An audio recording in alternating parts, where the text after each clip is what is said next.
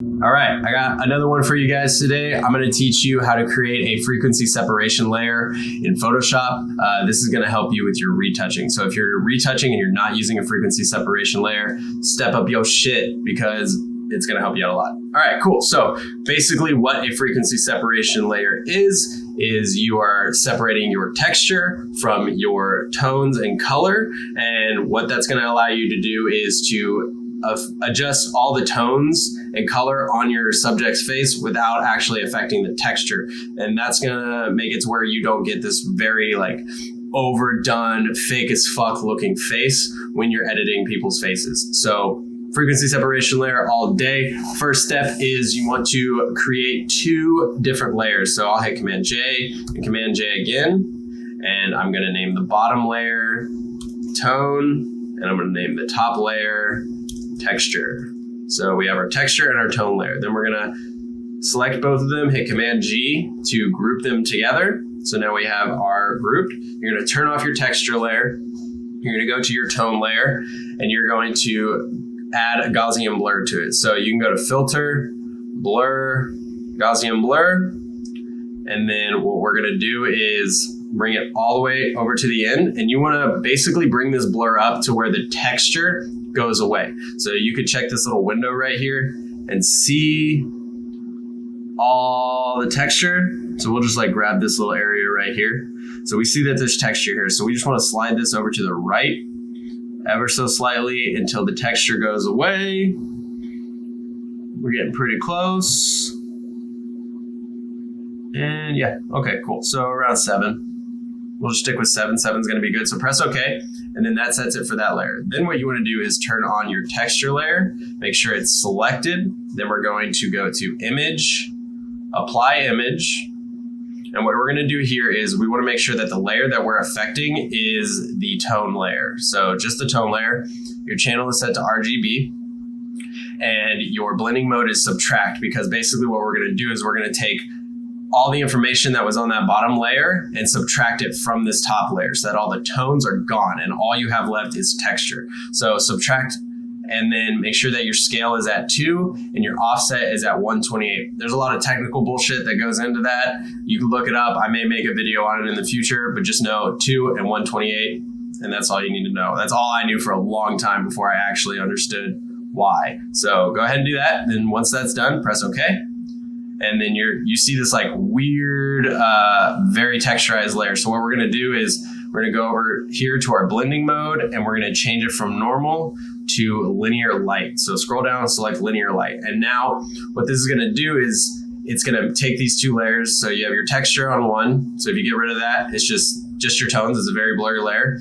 And if you got rid of your tones, you would get a very texturized layer. So them together makes exactly the image that we started with.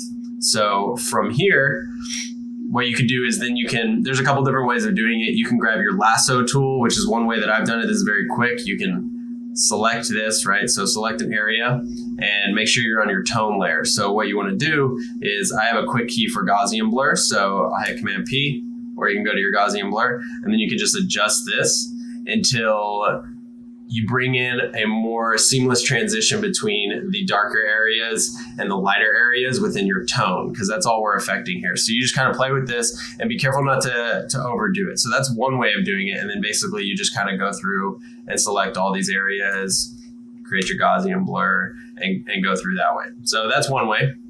Another way that I like to do is we're gonna go back and get rid of all this, is to turn off your texture layer and then grab your brush. So we're gonna use our mixer brush. And then basically what we're gonna do is make sure that your wetness is really low, 1 to 3%, maybe even 5, just depends on the image. You can leave your load and your mix at whatever the default is, but we wanna make sure our flow is down to 10 to 15. And then what this is gonna allow us to do is start to paint in here at a low flow so that you can see it's starting to blend these transitions a little bit smoother. So we bring the highlights and you just paint it in. And this is going to take some practice to kind of figure out what really works for you and what you prefer to see out of your images, but this is the gist of it. So start doing this and then painting it. And we're making this texture layer, or excuse me, the tone layer very smooth. So we're just painting in here And this is just a very rough idea. You'd be way more detailed with it if you were doing it for real. So we'll just like kind of paint around with this mixer brush and just kind of blend some things together. And again, you want to be careful not to blend like the smile creases and things like that. That would basically make it flat and look super fake, and we don't want that. So that's one way to do it, and it's my preferred way of doing it. So you can see before, after, and then if you do have any blemishes, you can either knock those out in your texture layer, or you could do those before you even create your frequency separation layer so that you have something smooth.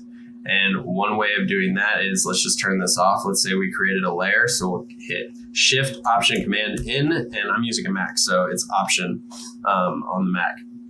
So we have this layer. Make sure we go over to our, where are we at? We want to use our spot healing, or not spot healing, our healing brush. So make sure you're on your healing brush.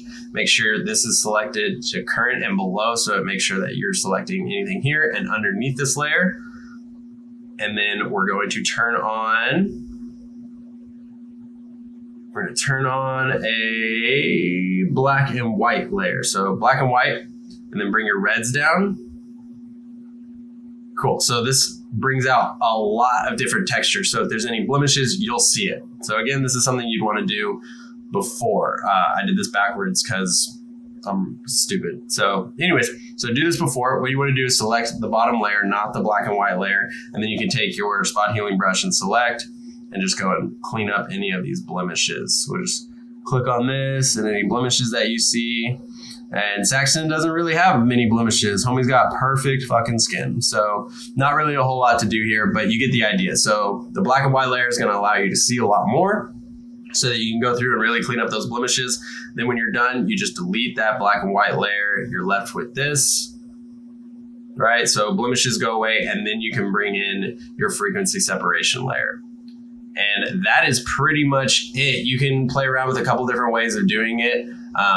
You can mess around with a bunch of different tools to edit your tone. It just depends on what you prefer. So take some time, play around with it, figure out what works best for you, and hopefully you get much better skin tones after this. So have fun.